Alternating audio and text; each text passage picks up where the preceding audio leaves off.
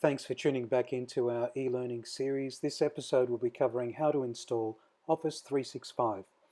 If you reviewed the previous episodes 1 and 2, you'll know that we can jump straight into our account using myapps.microsoft.com.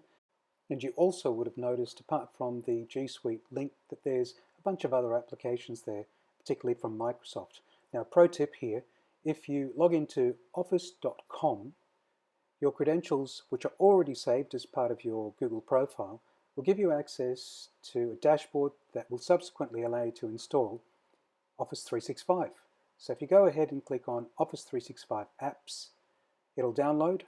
As soon as it's downloaded the exe file, click on that and it'll start the installation.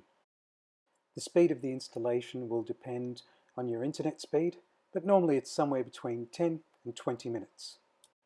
Every student at the college is entitled to the entire Office 365 suite. So once it's installed, revert back to one of the pro tips from episode 2 where you can pin each application to the taskbar. So that includes Microsoft Word, Excel, PowerPoint, and anything else you'd like. If you then go ahead and launch each of the applications, it'll go through a process of verifying who you are by asking for the password. The password is the same password as the one that you received with the credentials. Enter the password, sign in, and then I recommend launching each of the applications just to make sure that everything else is working. And the last thing to note is that the Office 365 suite is available for both PC as well as Mac operating systems.